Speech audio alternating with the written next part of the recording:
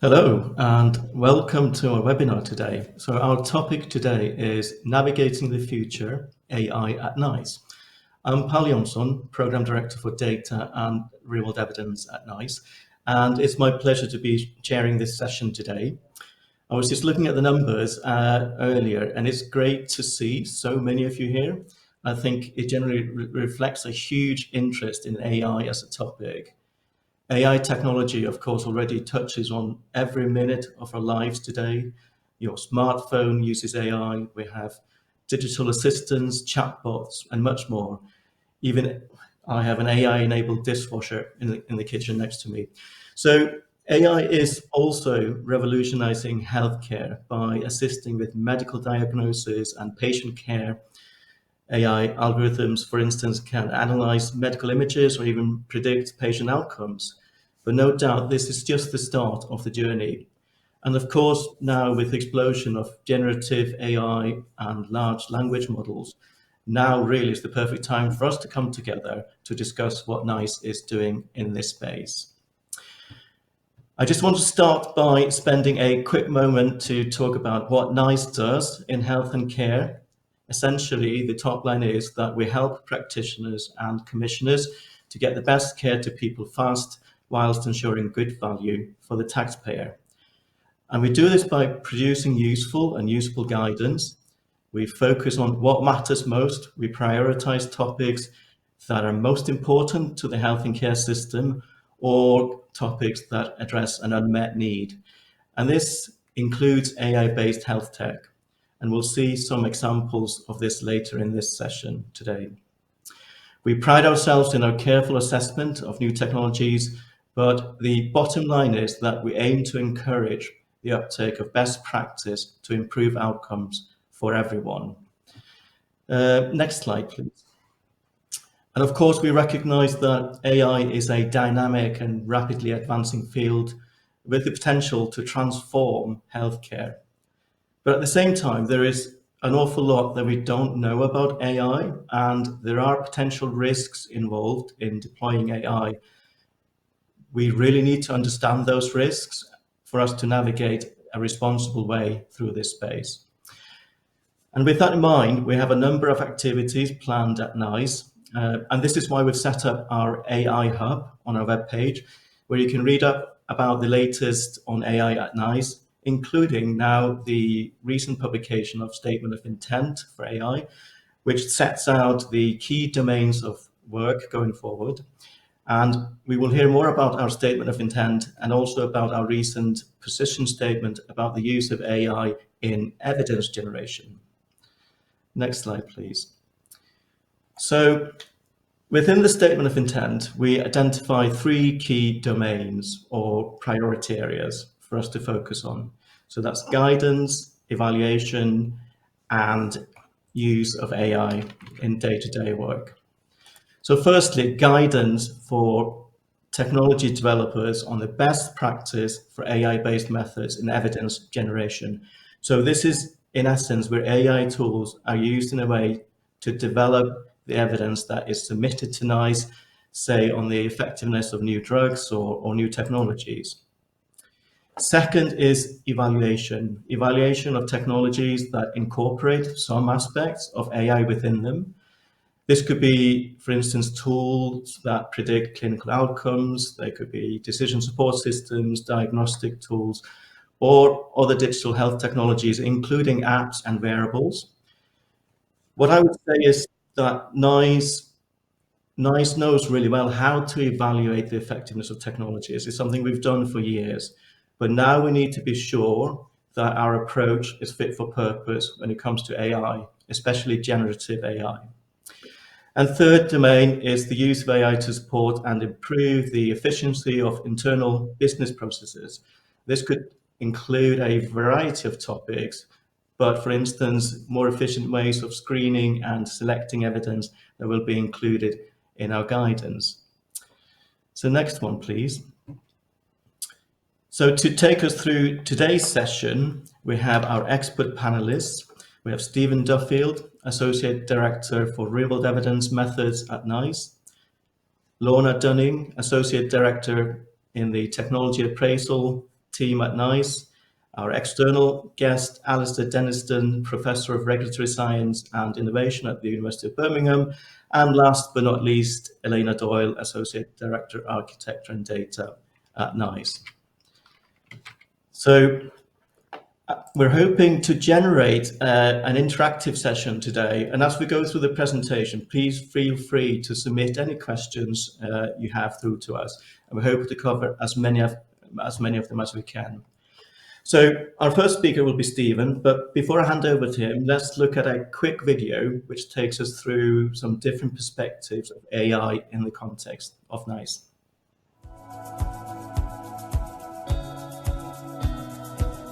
In order for NICE to confidently assess AI-based methods in the evaluation of treatment effectiveness, we will need to build an infrastructure for submission and reviews of sophisticated statistical analysis plans generating reliable evidence in real-world settings, including in observational studies. In order to achieve such an infrastructure, various challenges will need to be addressed. From the perspective of NICE, it will be important that the reviewers at the various regulatory agencies such as FDA, EMA, and NICE are trained in how to review such proposals. I believe for this purpose, it will also be essential to develop robust software, professional software products tailored for the varied use cases.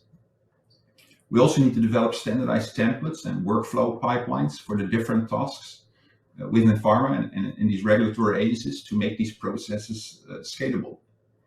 To make real progress on any of these fronts, it will be very important that the different stakeholders collaborate with each other.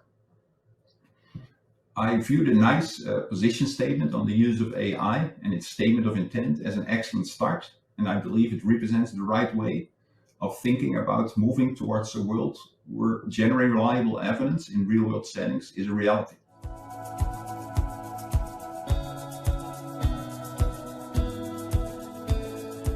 AI tools are becoming crucial to delivering our strategic goals of creating relevant, impactful, and usable guidance in a timely manner, and to a high-quality standard NICE is renowned for.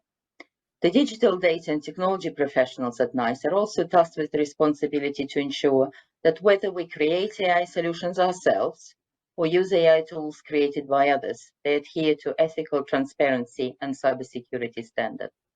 We work with wider NHS, the government's newly created Department of Science, Innovation and Technology, and academic organizations like the Turing Institute on these important issues. While looking for opportunities to leverage AI for internal productivity, as outlined in the Statement of Intent, we plan to continue working with technology partners to explore these opportunities in a safe way, mitigate cybersecurity risks, and provide a safe environment for our staff and partners, and to ensure the reliability and quality of our work.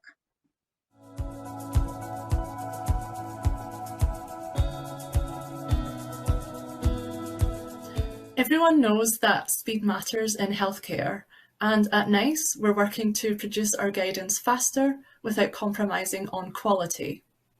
We've already dipped our toes into AI. During the COVID pandemic, we identified a huge number of new studies for our living guidelines and had to find a way to reduce the burden of manual screening. We tested and implemented an approach using a custom-trained machine learning text classifier to identify the search results as potential includes or definite excludes.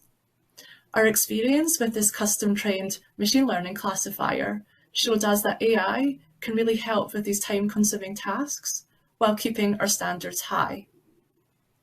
The NICE Statement of Intent for Artificial Intelligence outlines that we will explore the use of AI tools to speed up guidance production.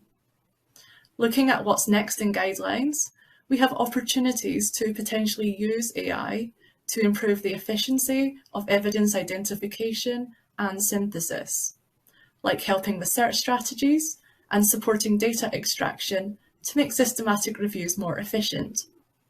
These are practical steps that could help reduce the more time-consuming aspects of guidance production whilst maintaining our rigorous approach. But AI isn't replacing our experts. Instead, it's about supporting us to focus on what we do best, making careful judgments about evidence and making sure our guidance really works for the NHS. We're excited about making our guidance production more efficient and responsive, but we're keeping our feet firmly on the ground with what AI can and should do.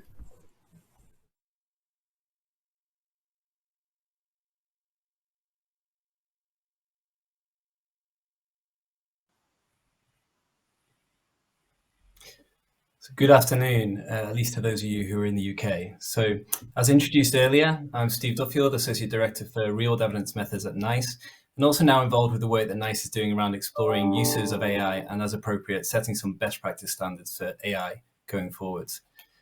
Of course, we recognise that AI is a very broad term, which essentially includes many digital technologies which are capable of performing tasks which are commonly thought to require human intelligence.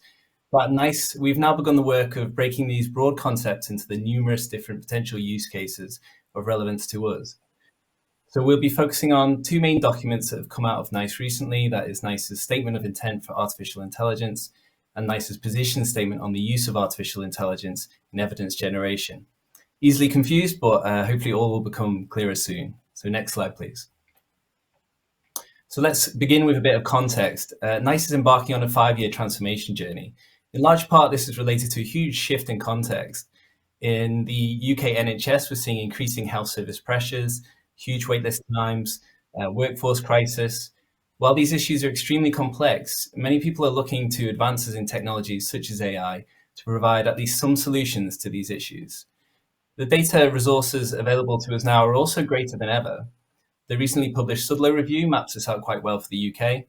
This document paints a picture of the general push towards ever greater data generation, standardization, and access, which in turn can provide foundations for the further development of AI to help us answer questions that matter and provide more tools for healthcare professionals on the front line. As a result of these changes, among others, NICE understands that it needs to change too in order to remain maximally effective in the healthcare system. Of course, our core purpose stays the same, which is to help practitioners and commissioners get the best care to people fast while delivering value for the taxpayer. Next slide, please. So as an organisation, these are the main areas of change that we're focusing on at the moment. So making our guidance more timely and easier for health and care practitioners and commissioners to use, making our recommendations more relevant to the challenges across the health and care system, focusing on what matters most. For example, we recently expanded our digital health technology assessment program by a factor of 30 in the last year alone. And finally, we aim to increase the impact of NICE guidance by continually learning from data and implementation wherever we can. Next slide, please. So let's get a little bit more specific with regard to artificial intelligence. On the slide are some examples of areas where the developments around AI are likely to impact the work of NICE. These include NLP methods for the transformation of unstructured data into structured data, machine learning methods for causal inference, for example, for more unbiased and precise assessment of the effectiveness of interventions, use of AI to support the development of systematic literature reviews, where AI tools can replace many manual and time-consuming tasks. Many of us are now already using AI to support greater productivity at work, whether that's to generate action lists or summarization, or to help us with preparing reports. We're seeing increasing use of AI on the front line also to provide faster and more accurate diagnosis, and as triage and prediction tools to identify high-risk patients and direct workflow. And emerging uses for artificial intelligence show potential involvement in the actual treatment of patients, such as chatbots for delivering care for certain mental health applications. Next slide, please. So in actuality, we're not really talking about the future anymore, or even the near future. Artificial intelligence and machine learning methods are currently being used and presented to NICE, and in some cases actually used within NICE. So just as a non-exhaustive list, we saw the use of Lasso for confounding adjustment when assessing treatment effects in appraisals. That's a machine learning technique. We've also seen a small portfolio of different devices get appraised at NICE. These are often diagnostic or prognostic tools trained to spot patterns across a range of data types, such as ECG, CT, and X-ray. And finally, the COVID-19 pandemic saw a need for rapid updating and synthesis of evidence, which led to some innovative uses of AI approaches to be able to make national level healthcare decisions faster. Lorna will speak a bit more to this in a moment. Next slide, please. As Pal has described already, there are 3 broad areas of focus outlined in NICE's Statement of Intent for AI. This includes use in evidence generation, use in internal processes to make our work more efficient and effective, and use in technologies that are appraised by NICE. What the statement of intent does is to outline our intentions to develop new evidence requirements and tools in this area. And while it's not a full strategy, it does signal our commitment to face these challenges in a fast-moving field, balancing opportunities and risk, and adhering to best practice and government standards.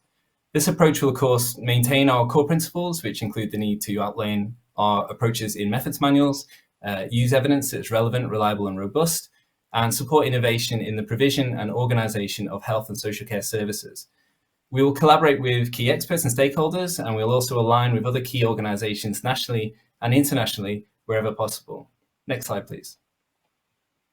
So for the rest of the presentation, I'm just going to focus on one of these areas, which relates to the use of AI in evidence generation to support evidence submissions to NICE.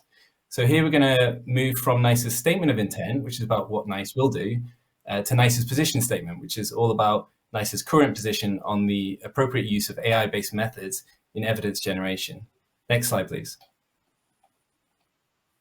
So why position statements? NICE publishes position statements to provide high-level information to stakeholders about something they should do or consider that might not be apparent from its usual methods documents. In the case of the position statement, NICE has set out its view on what is expected when AI methods are used to generate and report evidence considered by its evaluation programs. This document was developed with experts and will support our committee members and external assessment groups to understand and critique the potential uses of AI methods where these are presented. The document doesn't try to reinvent the wheel, so it links out to existing regulations, good practice, standards, and guidelines to follow when using AI methods. So I'm going to focus on one of these areas covered by the position statement, which is to do with generating clinical evidence, including real-world data, particularly studies designed to estimate treatment effects. And then Lorna will talk to uses for systematic review and cost-effectiveness analysis. Next slide, please. So let's start with uses for clinical evidence. NICE bases its decisions on relevant and robust evidence. Therefore, it's vital that AI uses do not affect the reliability of this evidence. Clinical effectiveness evidence is typically informed by clinical trials and also real-world evidence derived from real-world data. This evidence may be used to quantify a treatment effect, establish a side effect profile, or assess the generalizability of trial data to the NHS population. AI may be used in design stages of a trial and could include various predictive purposes to inform trial design, for example, to establish appropriate inclusion and exclusion criteria, to improve patient retention, to optimize dosage, assess required sample size, and also trial duration.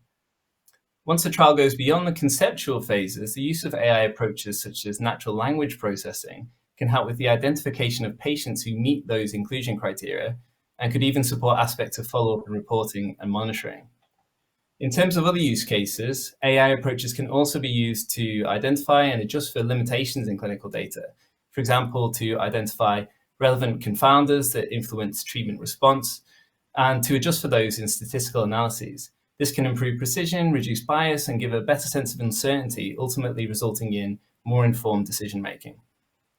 AI approaches can also support the generation of external control arms, for example, when it's unethical to include a placebo arm in a trial, and emerging uses such as synthetic data, which can be generated using AI techniques, are also being explored.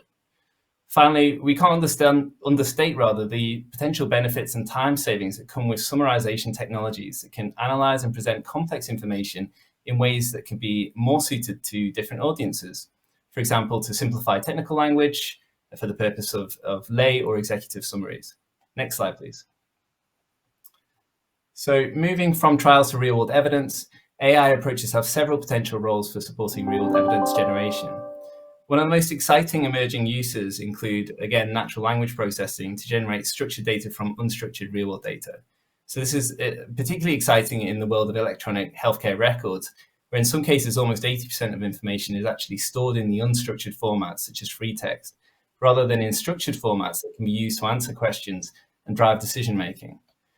Approaches such as multimodal data integration, which can combine information from different data sources and various data types, can also answer questions that matter. And then we have the usual data curation stages, such as matching, linkage, deduplication, standardization, data cleaning, and quality improvement, for example, imputation of missing data. These data pipelines are also increasingly being automated and, importantly, can be made more scalable to process large volumes of data. Other uses beyond data generation fall into the realm of kind of cohorts selection and causal inference. I've already touched upon this for trials, but essentially this includes the efficient selection of relevant populations from large data sets and more precise and less biased estimation of comparative treatment effects. Next slide, please. For these primary studies estimating treatment effects, NICE's position statement does include some preliminary recommendations. Since these studies are potentially very influential in NICE decision-making, they should be considered high-risk applications of AI in the context of NICE appraisals. Therefore, any use will require a high degree of transparency and careful justification. When presenting very novel AI or machine learning methods, we recommend that explainable and more familiar methods are used in the first instance, perhaps using enhanced methods as a supplement initially.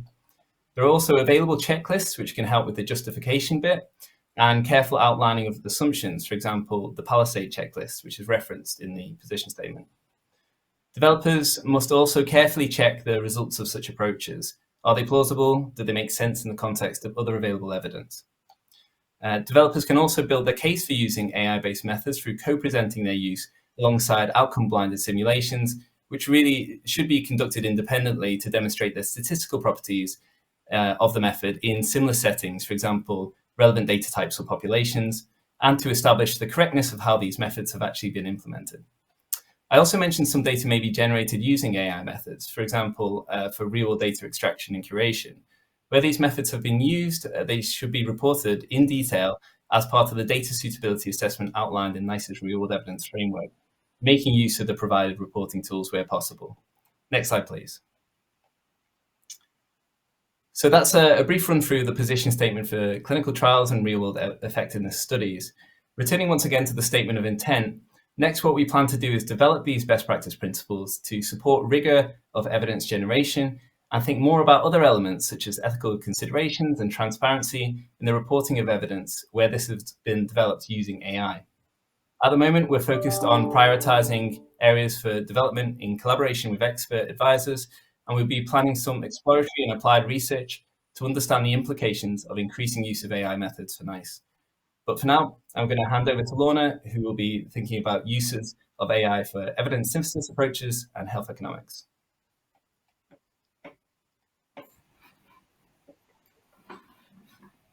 Hi everyone, I'm Lorna Dunning, Associate Director of Technology Appraisals.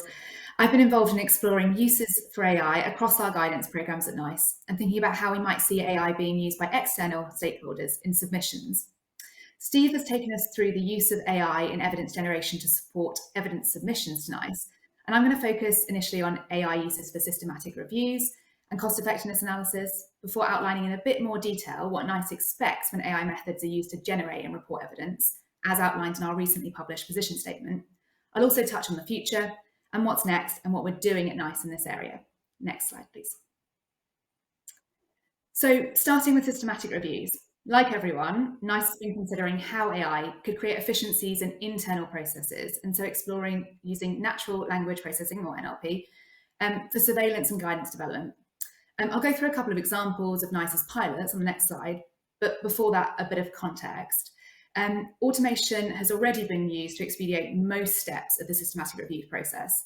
Machine learning can design and conduct searches, classify relevant studies, complete primary and full text screening, extract relevant information, and summarize key messages.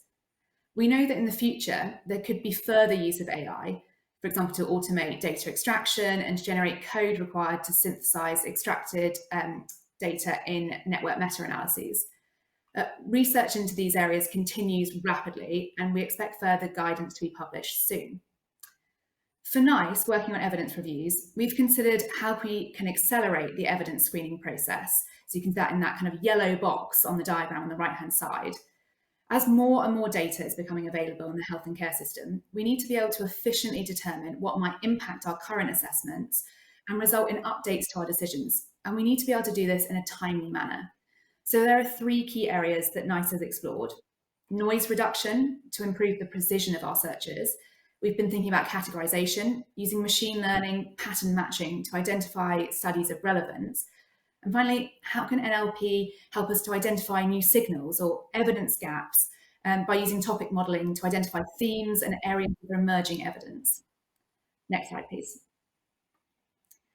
There have been these three uses: noise reduction, categorization, and evidence gaps have been explored by NICE in a couple of pilots. So we've popped these on the slide for you.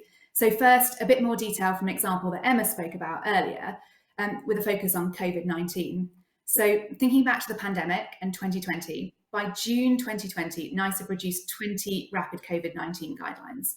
But from March to June 2020, daily surveillance searches had yielded over 42,000 records. And that would have amounted to 43 days of manual sifting time, and it only covered a 60-day period. So the NICE team developed a machine learning classifier to support identifying relevant evidence and reduce the manual sifting burden. The ML classifier used training data to distinguish between studies that should and should not be included. And this was validated with testing data using definitive, like exclude, include studies that are already pre-specified. The trained classifier was then applied to unseen studies to output a confidence score for each study. And that confidence score is given on a continuous scale. So it can be converted into a binary decision by applying a threshold to that. So studies scoring below the threshold could then be automatically excluded, saving manual screening time. The second example we can see on the right-hand side was where NICE explored if NLP can speed up the process of reviewing whether our guidance from across our guidance programs was still up to date based on new evidence that had emerged over the last 3 years. The team used NLP techniques and medical entity recognition to complete evidence searches and automated screening. This resulted in a 50% noise reduction, so reducing the search output from 6,000 to 3,000 entries. And it also identified themes of emerging evidence and gaps that we could look into. So what else did we learn from these pilots?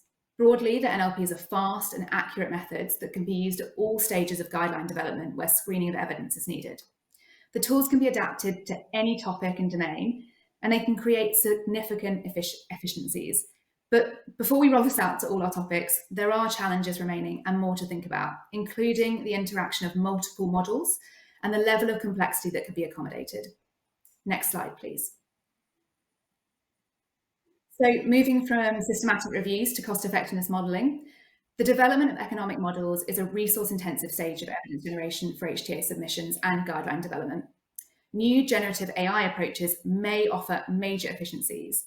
We know that AI can support the development of health economic models from conceptualization, parameterization, code generation, model validation, examining structural uncertainty, and model averaging. AI has been used to accurately replicate published models using prompts or PDFs of model reports, and large language models can use prompts to reflect new information in an economic model, facilitating updates or adaptations. Building models using these techniques wouldn't necessarily conflict with current NICE processes, but it can pose a challenge for the NICE teams, for committees and external assessment groups who need to understand, critique and trust cost-effectiveness evidence. So AI could be used by NICE or other stakeholders to facilitate updating or maintaining reference models, adapting models developed for other jurisdictions to the UK, and it can be also used for validation of economic models submitted as part of an appraisal. And we've been thinking about some of this at NICE, working on it in areas such as the HTA lab. Next slide, please. So as Steve explained earlier, we've set out what NICE expects when AI methods are used to generate and report evidence considered by its evaluation programs in our position statement. And broadly, these are some of the key messages. So it remains the submitting organisation's responsibility for the content included in any submission. Declaration of where AI has been used can help all of those critiquing it, but the content is the responsibility of the developers. AI kind of is the shiny new tool and everyone's very excited to use it. But the use of AI should balance the potential benefits against the potential risks and only use AI methods when there's demonstrable value in doing so. The position statement emphasises the use of human in the loop. So any use of AI methods should be based on the principle of augmentation, not replacement of human involvement. Existing regulations, and Steve spoke about this, good practice, standards and guidelines should be followed when using AI methods. And seeking early advice before submission and discussing with the NICE technical teams during the evaluation can support the use of AI methods. So that brings us to reporting. Next slide, please. There are known challenges with using AI, especially around the transparency, explainability, and reproducibility of AI and ML methods. Many people have concerns regarding how AI systems arrive at their decisions or recommendations, and it can be challenging to identify and address potential biases or errors. So the reporting of its use is key to ensuring there is understanding and trust in how it's being deployed. The position statement makes clear that the identified risk should be reported, and this should be accessibly presented using lay language. There are established guidance and checklists that have been developed to aid in reporting and the application of AI, such as Cochrane or Palisade or others, and the position statement makes reference to these as using these as appropriate. Next slide, please. So looking to the future and the statement of intent, NICE will explore how AI can help us improve processes, particularly in enhancing efficiency, accuracy, and quality. We'll do this in collaboration with suppliers and system partners, ensuring we guard against the risks and prioritize cybersecurity. We'll continue to explore using AI tools to automate tasks while assessing the risks and learning from our ongoing AI projects. We'll establish internal processes around the use of AI and continue to train our staff and others, such as the committees and those involved with NICE, on the effective use of AI. Next slide, please. The future roadmap to multi-stakeholder buy-in involves input across all our stakeholder groups. Initially, academic development of methods for some areas that are yet to be fully explored, for example, automating NMAs, will then need a robust evaluation of these methods, followed by collaboration with suppliers and our system partners prior to the inclusion in evaluation dossiers. NICE have undertaken some pilots in TA and have programs such as the HTA Lab to develop these projects, and this can be a helpful way of refining and socializing approaches. And companies across the pharmaceutical and medtech areas should consider early scientific advice to assess the likelihood of acceptance. Next slide, please.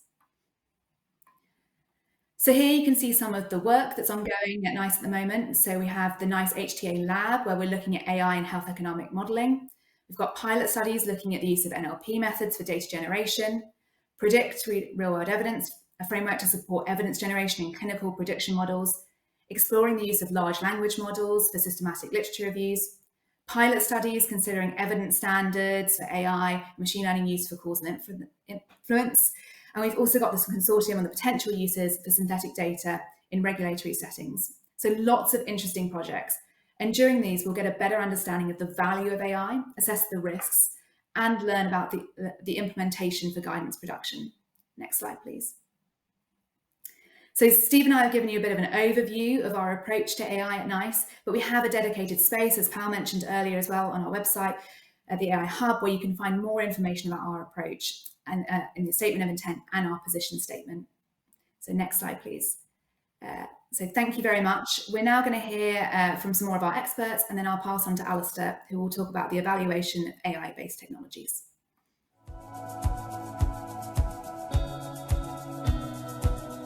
Artificial intelligence is already with us across the NHS system, but it's only going to become more powerful and more ubiquitous as time goes on. And this is going to present a challenge to the system in terms of assessing its use case and the value within those use cases. We need a fundamentally different approach, one that takes a stratified approach to risk and to the assessment of that risk and to the assessment of value. It also needs to be a very transparent approach, and it needs to align with the regulatory system in terms of the classification and evidence requirements. And I think some of this is outlined in the NICE statement of intent. So I really look forward to seeing how that is really deployed in NICE's methodologies and processes going forward. Critically, we do also need that link between the NICE assessment and the commissioning of technologies and the funding of a reimbursement to make sure that the value that NICE assesses is actually seen in practice.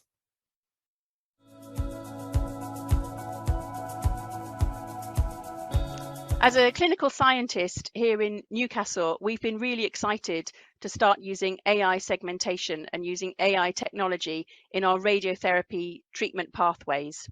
It's allowed us to standardize a lot of our treatment, and in particular for breast cancer patients, we've really improved the way we can treat these patients. And that's been great for staff to see the real impact they can have on the quality of patient care. We do have some concerns about AI. It takes a lot of work to embed this into our clinical pathways, and we want to be sure that we're doing it safely and that we continue to do it safely as this technology evolves.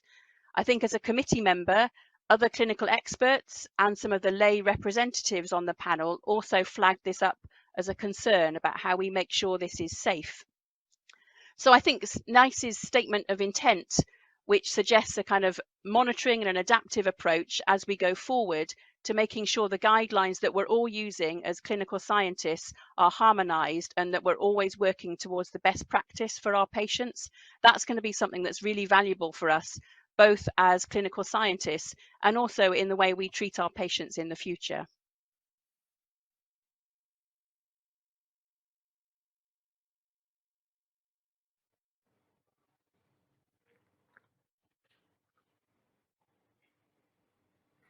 Hello, I'm Alistair Denniston, Professor of Regulatory Science and Innovation and a specialist in the evaluation and regulation of AI. Next slide, please. So, when it comes to AI, are you a scientist or an alchemist? Science is a painstaking, careful process, experiment by experiment, repeatable, testable. It's about gathering and presenting evidence in a process that is rigorous, open, and transparent. But when it comes to AI, there is a danger that we can suddenly be drawn to alchemy. We're drawn to pseudoscientific optimism, where we try to turn iron into gold and confidently believe in its benefits, even before we have the evidence. Does this next slide sound familiar to you? If we just, next slide, please. The answer to our current health crisis is AI. AI is better than doctors, and we should be using it now. Or perhaps you're more used to hearing the following. Next slide. AI is completely different. We're not ready for it, and it's a wild west out there. So I present these two viewpoints to you in the context of this wider discussion of the role of NICE in the context of AI health technologies, one of the three areas within the statement of intent. So next slide, please. And next slide. In this article, we reviewed these kind of polarized views on AI and explored why people are so confident and so polarized in their discussions of AI. And three areas we identified are the vagueness and breadth of the AI promise, which means that each of us constructs our own picture of its opportunity or threat.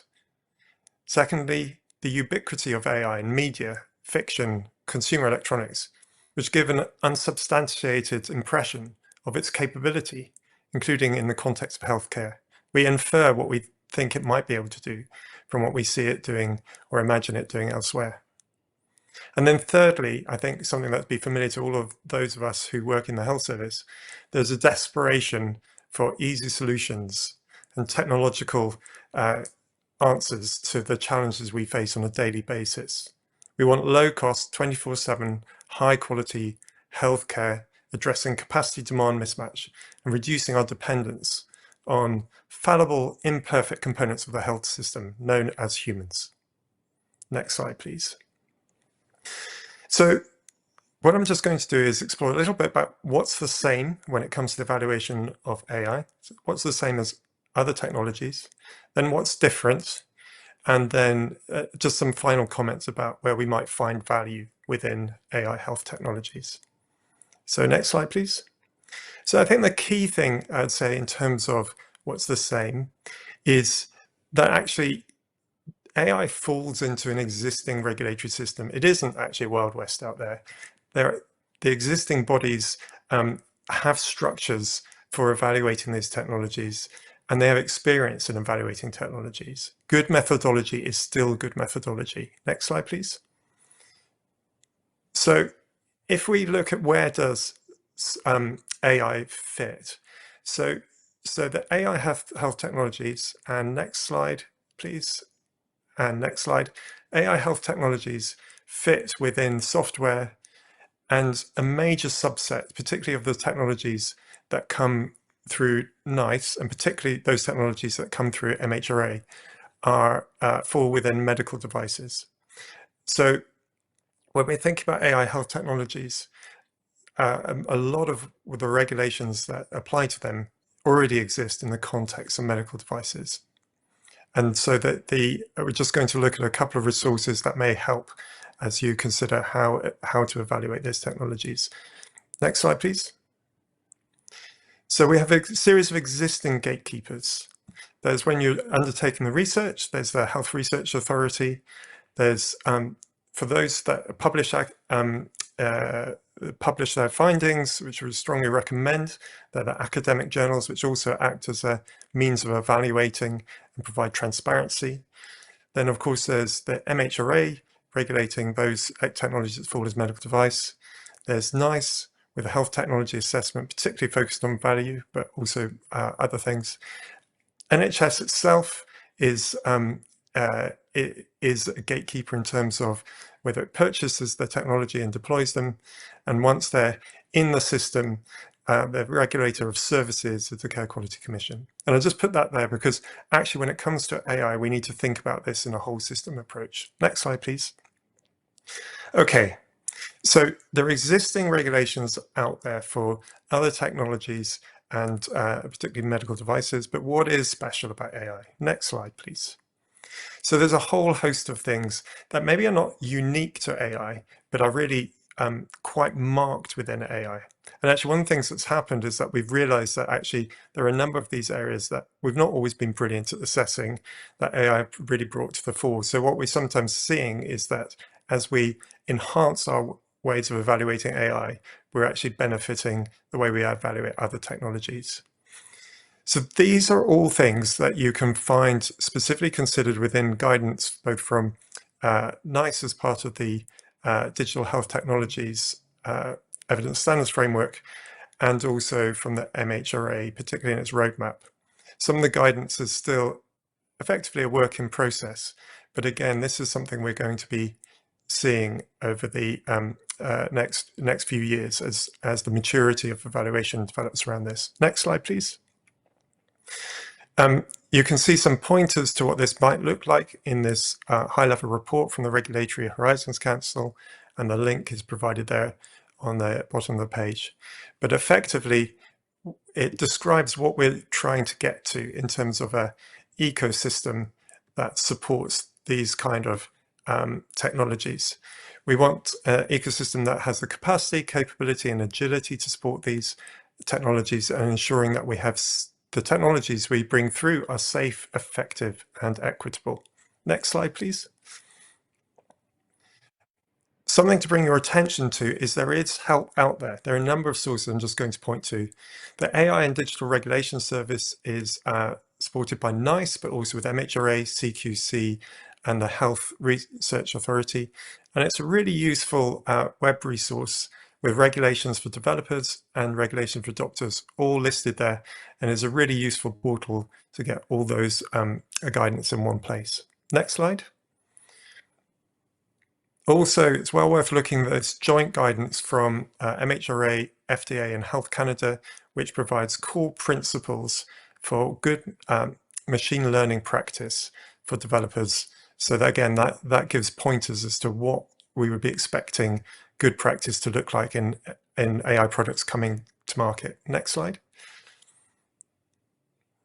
The MHRA has published a really fantastic roadmap which calls out a number of the specific features of AI, such as the need for more inclusive data that's representative of the population into which you're going to deploy the technology. An increasingly recognized problem is the fact that if you train an AI tool in one scenario, one setting, one population, it does not always translate into a different setting and different population. And there's some specific international guidelines, the Standing Together guidelines, again, the reference that's here, that is focused on the transparency around the diversity and inclusivity of data sets to support more equitable AI health technologies. Next slide. The evidence standards framework themselves from NICE are available here. And again, the link is in the bottom of the page. This is a really helpful breakdown of all the criteria by evaluation that you'd be expected to satisfy. And this has been updated to include AI health technologies. Next slide, please. And there are further resources to help you. So these reporting guidelines, the most famous of which is Consort for randomized controlled trials, but there are a number of now adaptations for AI, such as Consort AI, and a number of others that are useful for specific types of trial designs. Next slide. And so just as with earlier speakers, I'm here just to highlight the statement of intent and in relation to artificial intelligence, health technologies, and these are listed here, including working with system partners, considering alignment with existing guidelines, not reinventing the wheel, training the staff and committees to develop the skills to evaluate these technologies, recognizing they're not exactly the same as some of the other digital health technologies we've seen, and supporting companies and evidence developers through the NICE process. And just highlighting again, ADAS, the AI and Digital Regulation Service there. Next slide, please. And again, if we take a really wide system view, then there's a number of key points within this report that I mentioned earlier, including the need for, what happens when a technology goes down, what happens when we see bias, and the need to provide a facility for rapidly updating technologies called a predetermined change control plan. Next slide. And the need to expand post-market surveillance. And there's an approach called medical algorithmic auditing that's listed here. So finally, a few comments on value. Next slide. And the next slide. So where is the value for AI? Well, next slide. At the moment, I'd say that it is quite defined, because what we're looking for is that balance between what we need in the health service, what AI is good at, and what we're ready for. And the system is not ready for everything that is being developed at the moment. But as we go forward, next slide, we will see that there is a much greater intersect between these three things. The system needs to get readier to adopt these. AI needs to expand its value, and we'll really then start to see these being used more widespread in the health system. Thank you, and I'll close there.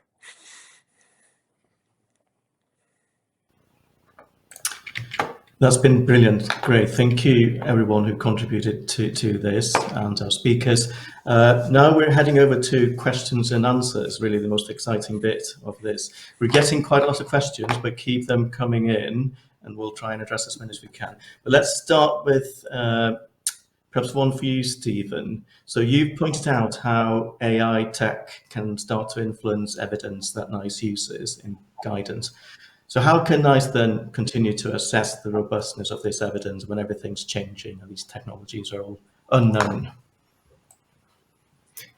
Yeah, thanks. So I think one of the ways we can do that is by doing, hopefully what we're doing now, recognizing the rapid pace of change and moving to ensure that we have that kind of appropriate in-house expertise to understand these developments, make sure we understand them and their implications, particularly around evidence generation. So one example is the use of NLP methods to generate data. So we know this is already happening increasingly, but from the NICE perspective, we need to know when the data we're reviewing has been generated by AI techniques.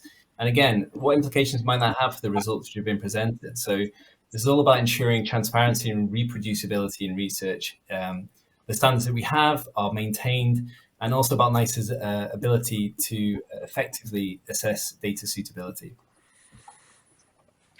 Thanks, Stephen.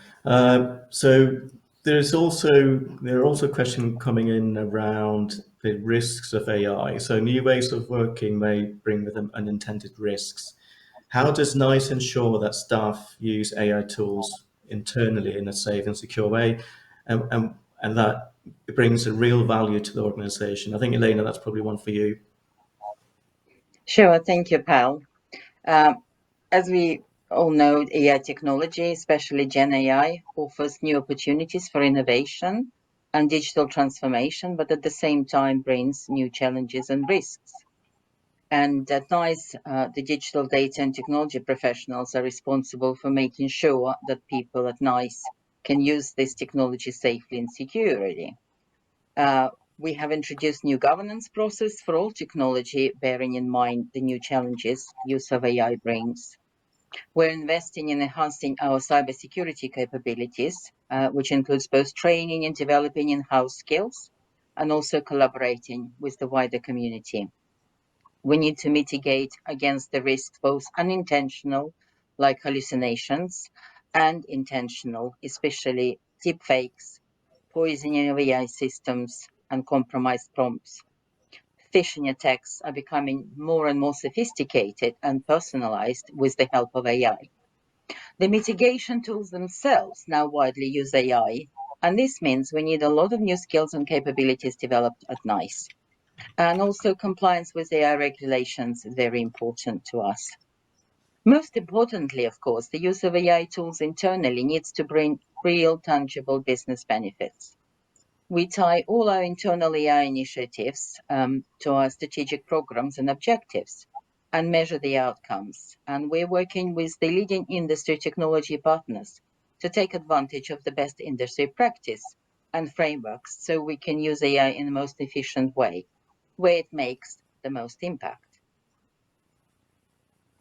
Thanks, Elena. We're also getting a theme of questions around ethics and also about patient safety. So I wonder perhaps Lorna and Steve, you could take the first one, and Alistair, the second question. So the first one, how does NICE plan to address the ethical concerns surrounding the use of AI in healthcare, particularly regarding patient privacy and algorithmic biases? Is either of you able to tackle that one? It's not a small one. Yeah, and just on the kind of, I guess, on the broad issue of ethics in AI. So I thought Alistair presented it really, really well when he said that, you know, these ethical issues have existed already. They're just a lot more marked sometimes in the case of artificial intelligence. So quite high up on my list, I think, is issues to do with kind of automation bias, distributed accountability. When we think about evidence generation as well, you've got issues of, say, transparency, explainability that come in, fairness and equity. And so there are people who've thought about this long and hard. And so we need to make sure that we are bringing in the expertise that we need to really think about all of the potential implications of AI. And that's certainly one of the things that we are doing as we go forwards. The other thing is that NICE can't just be out on its own in terms of its position around ethics. We need to make sure that we are aligning with other key organizations in the system to make sure that we send out a kind of consistent message about the ethical uses of AI. Mm-hmm. Yeah, it's very much, I think, no organization can work on their own in this space, so that's very clear. Alistair, perhaps over to you with your extensive expertise in regulation. So how would we then best go about ensuring patient safety in an increasingly digital world of healthcare? Any thoughts around that? Yeah, so I mean, there's a lot of work in this, and again, it's not about reinventing the wheel. Safety is one of the things that's looked at first by MHRA, and then again as it comes through NICE. I mean, and just to link the two questions really is that safety is a core ethical principle under the sort of do no harm. And actually, if people look at the evidence standards framework from NICE for digital health technologies, there's a number of ethical principles within there, such as digital health technologies should comply with all relevant safety and quality standards. Those are being updated all the time as people understand AI health technologies better. There needs to be user group acceptability, so that points to the kind of autonomy of patients, so that it's not like this is being done to them. It's something that needs to align with what patients are looking for. We also consider kind of big system issues. So we talk about patient safety in the context of face-to-face healthcare, but actually there's a wider public safety around the climate crisis, and actually environmental sustainability is part of one of the evidence standards within NICE. Evidence standards also includes the level of professional oversight, so that also deals with the issue around autonomy, and also providing safeguarding assurances is another evidence standard, so that users are considered, especially when they're in vulnerable groups and so on. And as I mentioned earlier, to sort of making sure that it works for everybody and that certain groups are not adversely affected, whether from safety or just underperformance. So I think safety runs through the whole evaluation process. There is a gap maybe, or an area that needs to be strengthened around post-market surveillance. So what we are aware of is that when these tools have gone through and are starting to be deployed in the health service, whether in the UK or elsewhere, there is a need to continue to ensure that they are performing at high quality and safety.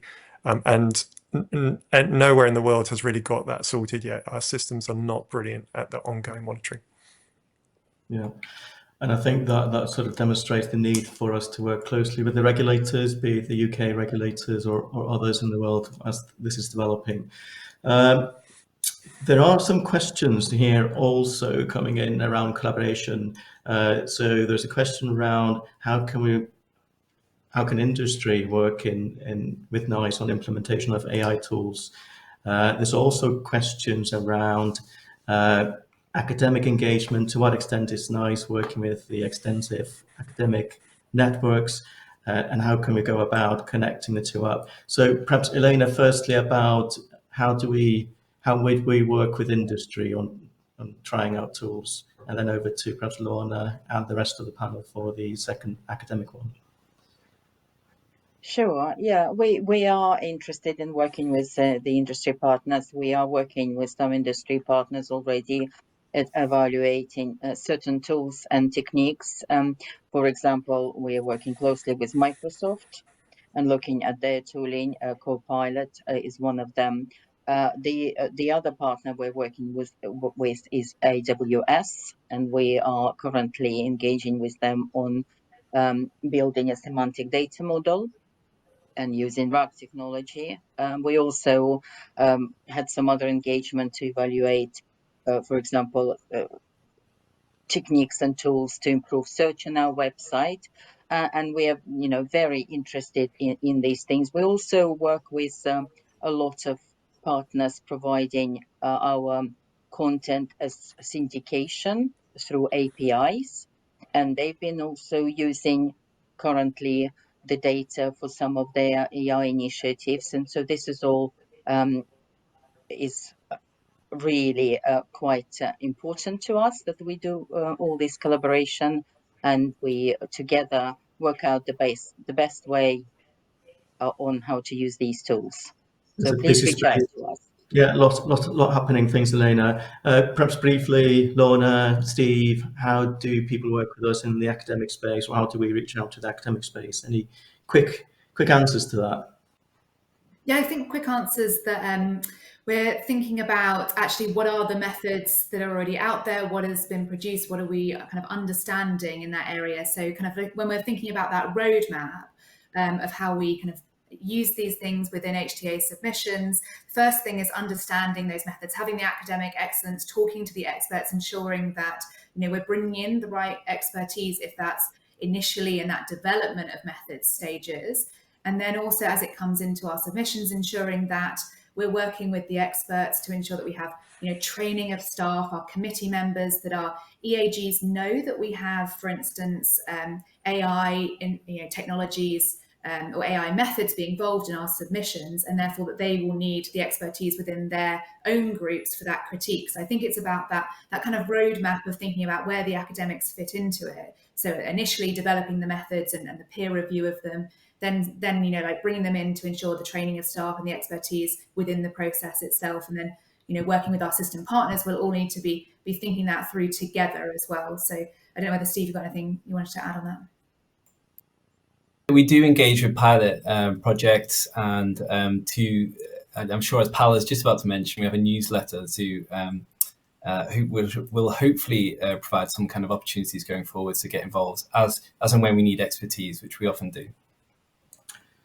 Right, on that answer, we're sadly running out of time. As I suspected, we would not be able to go through all the brilliant questions. But what we'll try and do is we'll collate those questions and see if we can put any answers on our website. So Stay tuned. And also, as Steve mentioned, please sign up to the NICE newsletter. We'll be putting through news about progress at NICE and also potential collaborative opportunities.